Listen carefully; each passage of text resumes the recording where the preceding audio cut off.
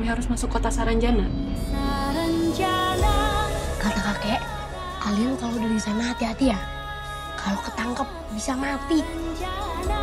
সারানজানা শহরটির নাম সারানজানা, যেখানে মুসলিম জিনদের বসবাস। এই শহরটি রয়েছে আমাদের পৃথিবীর মাঝে, যেখানে মানব সভ্যতা থেকে জিনরা তাদেরকে সারানজানা শহরে সারা জীবনের জন্য নিয়ে যায়। মালয়েশিয়ার একটি বিখ্যাত সিঙ্গারকে নিয়ে যাওয়া হয় সারানজানা শহরে। তার বন্ধুরা মিলে জিনদের শহর থেকে তাকে বাঁচাতে যায়, কিন্তু তারা কি পারবে সারানজানা থেকে ফিরে আসতে? তো মুভি শুরুতে কোলালামপুরের একটি সিঙ্গিং প্রোগ্রাম দেখানো হয়। এই মেয়েটি হচ্ছে সীতা, আর এরা হচ্ছে সীতার বন্ধু ফিত্রি, নিসা, রেন্ডি এবং ভিয়েন। কনসার্ট শেষে রেন্ডি বলছিল, তুমি কেন আমার লেখা গানগুলো গাও না? সবসময় কি নিজের লেখা গানগুলি গাইতে হবে?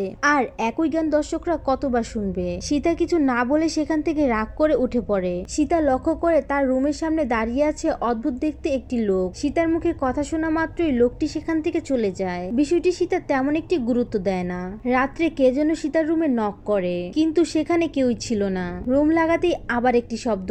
এবার সে ওই লোকটিকে দেখতে পায়। সীতা তার পিছু করতে করতে নদীর ধারে চলে আসে। লোকটি তার এক হাত উঁচু করে দাঁড়িয়েছিল, আর সীতা যেটা দেখতে পায় সেটার জন্য সে একদমই প্রস্তুত ছিল না। এখানে কয়েক ঘন্টার মাঝে কিভাবে একটি শহর তৈরি হলো, তার চোখ যেন কিছুতেই বিশ্বাস করতে পারছে না। এবার লোকটি যখন সীতার দিকে তাকায়, সীতা সেখানেই অজ্ঞান হয়ে যায়। সীতার জ্ঞান ফিরতি দেখে সে রুমে, আর সামনে রয়েছে ফিত্রি। এদের মধ্যে ফিত্রি ছিল একমাত্র ধার্মিক। সীতাকে তারা নদীর ধার থেকে নিয়ে এসেছে। ফিত্রি তাকে জিজ্ঞাসা করে, তুমি এত রাত্রে নদীর ধারে কেন গিয়েছিলে? সীতা এখানে জানায়, আমি ওই অদ্ভুত পোশাক পরা লোকটিকে দেখেছিলাম, তার পিছু করতে গিয়ে আমি একটি না জানা শহর দেখেছি। এবার সীতা ঘুমিয়ে পড়লে ফিত্রি আবারও নিজের কোরআন তেলাওয়াত শুরু করে, কিন্তু এখানে দেখা যায় সীতাও তার সাথে সাথে পড়ছে। বিষয়টি দেখে ফিত্রি সুবিধার মনে না হলে সে বাকিদেরকে ডাকতে যায়, আর সবাইকে নিয়ে রুমে আসতেই সীতাকে তারা কোথাও খুঁজে পায় না। এবার তারা আশেপাশে খুঁজে না পেয়ে নদীর ধারে চলে যায়, আর সেখানেই দেখতে পায় সীতা এক অদ্ভুত পোশাক পরা ব্যক্তির সাথে কোথাও যাচ্ছে। সবাই মিলে সীতাকে ডাকলেও সীতার মুখে হাসি ছাড়া যেন আর কিছুই নেই। পরের দিন আনোয়ার নামে একজন সীতার কথা জানতে চায়। আনোয়ার হচ্ছে তাদের কনসার্টের পরিচালক। এবার সীতার মিসিং খবর পেয়েও সেও চিন্তায় পড়ে যায়, কারণ কাল তার বড় একটি প্রোগ্রাম রয়েছে। এবার আনোয়ার জানায় এ শহরে প্রায় মানুষই নিখোঁজ হয়ে যায়। আমার জানা এমন একটি মহিলা আছে যার ভাই 7 বছর আগে হারিয়ে গিয়েছে, তাকে নাকি জিনেরা নিয়ে গিয়েছে। এবার সবাই মিলে আসে ওই মহিলার বাড়ি। মিতা তার ভাইয়ের ছবি সবাইকে দেখায়। সে জানায় 7 বছর আগে আমার ভাইকে তারা নির্বাচন করে নিয়ে গিয়েছিল সানজানা শহরে। এবার ফিত্রি জিজ্ঞাসা করে নির্বাচন মানে কি, আর পাশের শহর মানে কি? আমরা তো জানি মালয়েশিয়াতে মাত্র 2টি শহর, তাহলে সারানজানা কোথা থেকে হলো? এবার বাকিটা আনোয়ার জানায়। এর মানে সীতাকে নিয়ে গিয়েছে সারানজানা শহরে। ওইখানে মুসলিম জিনদের বাস, যে ওই শহরে একবার চলে যায় সে আর ফিরে না। এরপর মিতা তাদেরকে গ্রামের একটি কবিরাজের কাছে নিয়ে যায়, যে সারানজানা শহরে প্রবেশের পথ জানে। সব কথা শুনে কবিরাজ বলে সারানজানা শহরে তারাই প্রবেশ করতে পারে যাদেরকে জিনরা নির্বাচন করে। মানুষ নিজেদের ইচ্ছায় সেখানে কখনই যেতে পারবে না, কিন্তু একটা উপায় আছে সারানজানায় প্রবেশের। ফিত্রি বলে, কি উপায়? এবার কবিরাজ জানায়, আমার ওস্তাদের একটি তরবারি ছিল যার নাম মান্দাও। সে মান্দাওয়ের সাহায্যেই তোমরা সেখানে যেতে পারবে। মান্দাও নিয়ে তোমরা উত্তর দিকে জঙ্গলে পাহাড়ে হালাও হালাও গাছ খুঁজে বের করবে। নদীর পাশে যে কবরস্থানটি রয়েছে সেখানেই কবিরাজকে কবর দেওয়া হয়েছে, তার কবরই রয়েছে মান্দাও। এবার তারা সবাই মিলে ঠিক করে যাই হোক না কেন তারা সীতাকে সারানজানা থেকে বের করে আনবে। মিতাও তাদের সাথে যায়। তাদের সেখানে যেতে যেতে রাত হয়ে যায়। নৌকার মাঝি তাদেরকে কবরস্থান দেখিয়ে দেয়। কবরস্থানে প্রবেশের আগেই গলা কাটা একটি মাথা আসে। এই আত্মাটি দেখে মনে হচ্ছে তাদেরকে যেন কিছু বলতে যাচ্ছে। এবার অনেক খুঁজে তারা ওই কবিরাজের কবরটি পায়। সেখানে ছিল মান্দাও। মান্দাও নিয়ে তারা ফিরতে যাবে, তখন নদী থেকে অনেকগুলো লাশ ওঠে। এর মাঝে নৌকাও চালু হচ্ছে না। কোন রকম ভাবে নিজেদের হাত দিয়ে তারা নৌকাটিকে সামনের দিকে নিতে থাকে। পরের দিন তারা রওনা হয় হালাও হালাও গাছ খুঁজতে। দেখা যাক তারা অবশেষে জিনদের শহরে পৌঁছাতে পারে কিনা। ইতিমধ্যে 4 দিন পার হয়ে গিয়েছে, হাতে আছে আর 3 দিন। 7 দিন অতিক্রম হলে সীতাকে সারানজানা শহর থেকে আর কখনই বের করা যাবে না। সারাদিন হাঁটাহাঁটি করে তারা একটি স্থানে ক্লান্ত হয়ে বিশ্রাম নেয়। তখনই আমরা দেখতে পাই মিতা মান্দাওটি হাতে নিচ্ছে, কিন্তু তখন আনোয়ার এসে বলে এটাতে হাত দিও না। রাতে সবাই ঘুমিয়ে পড়লেও ভিয়েনের হঠাৎ ঘুম ভেঙে যায়। ভিয়েন জঙ্গলের মাঝে নাচ গানের শব্দ শুনে একটু সামনে সামনে যেতে ভিয়েন দেখে সেখানে কারা যেন নৃত্য করছে। ভিয়েন ভয় পেয়ে চলে যেতে নিলে ওই লোকগুলো তার পিছন থেকে সামনে আসে। এক পর্যায়ে ভিয়েনও তাদের মুহে পড়ে যায়। দেখা যায় ভিয়েন সে রহস্যময় ব্যক্তিদের সাথে নৃত্য করছে।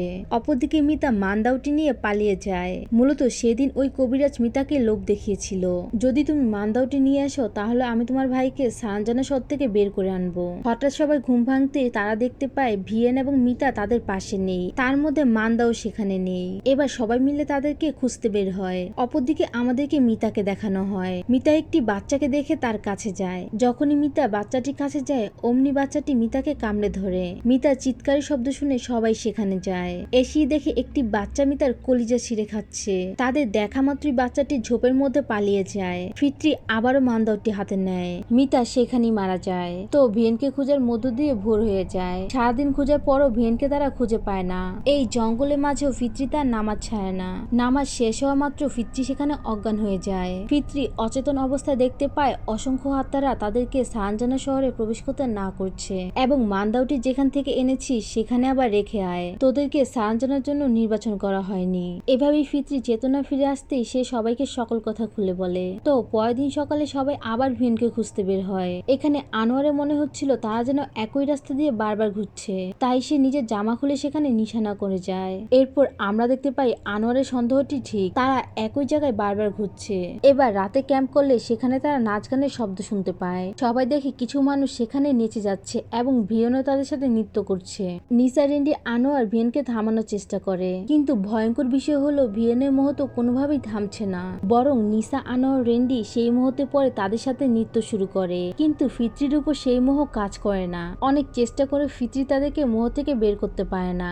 এক পর্যায়ে ফিত্রি মান্দাওটি বের করে, আর মান্দাওটি বের করা মাত্রই ওই লোকগুলো গায়েব হয়ে যায়। সবার মোহ সেখানেই শেষ হয়ে যায়। কিন্তু ভিয়েন এখানে মারা গিয়েছে। নিজেদেরকে কোন রকম ভাবে সামলিয়ে আবারও তারা সামনের দিকে হাঁটা শুরু করে। এবার তারা সেই হালাও হালাও গাছটি খুঁজে পায়। আনোয়ার গাছটির সামনে এসেই পিছনে দাঁড়াতে আত্মারা এসে তাকে টান দিয়ে নিয়ে যায়। আনোয়ারকে ঘিরে আছে অসংখ্য জিন। সকলেই এই ভয়ঙ্কর চেহারাগুলো দেখছিল। মূলত সারাঞ্জানা শহরের প্রবেশের পথে এরা পাহারা দিচ্ছে। আনোয়ার সেখানেই মারা যায়। বেঁচে আছে এখন মাত্র 3 জন। মান্দাওটি বের করা মাত্রই জিনগুলো অদৃশ্য হয়ে যায়। এভাবে তারা হালাও হালাও গাছের মধ্য দিয়ে সারাঞ্জানায় প্রবেশ করে। সম্পূর্ণ শহরটা যেন গা থমথমে। এবার জিনরাও বুঝতে পারে 3 জন ইনসান বিনা অনুমতিতে সারাঞ্জানায় প্রবেশ করেছে। জিনদের হাত থেকে বাঁচার জন্য সবাই ওইখান থেকে দৌড়ে পালাচ্ছিল। তখনই একটি বাচ্চা এসে তাদেরকে একটি গাড়িতে উঠায়। লেঠেলা জিনদের শহরও গাড়ি আছে। এই বাচ্চাটি ছিল মিতা, সে হারিয়ে যাওয়া ভাই। মিতা হয়তো তার লোভ না করলে আজ তার ভাইয়ের সাথে দেখা হতো। তার সাথে এই লোকটিও ইনসান। বাচ্চাটি বলে আমরা দুজন একসাথেই থাকি, সে বোবা। ফিত্রি জিজ্ঞাসা করে তুমি কেন বাসায় ফিরে যাচ্ছ না? বাচ্চাটি জানায় আমি তো যেতেই চাই, কিন্তু এখান থেকে যেতে পারি না। এবার বাচ্চাটি তাদেরকে সীতার কাছে নিয়ে যায়। আজ ছিল সীতার বিয়ে। এই সারাঞ্জানা শহরের জিনদের বাদশার একমাত্র ছেলের সাথে সীতার আজ রাতে বিয়ে ছিল। সীতা তো অবাক নিসাদের দেখে। সীতা জিজ্ঞাসা করে তোমরা এখানে কিভাবে এলে? নিসা বলে এসব পরে বলবো, এখন তুমি আমাদের সাথে চলো। কিন্তু অদ্ভুত ব্যাপার, সীতা বলে আমি কোথাও যাব না, এখানেই থাকবো, আমি এখানেই ভালো আছি।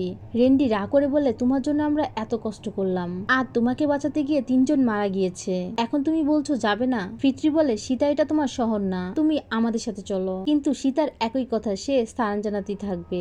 এবার তারা অসহায়ের মতো সেখান থেকে চলে যায়। এরপর সেখানে রাত হয়ে আসে। তারা চলে যাচ্ছিল তখনই সীতা এসে বলে আমিও তোমাদের সাথে যাব, আমি এই শহরে থাকতে চাই না। এবার সীতার কথা শুনে সবাই খুশি হয়। এবার বাচ্চাটি তাদেরকে নিয়ে আসে সারাঞ্জানা থেকে বের হওয়ার গেটের সামনে।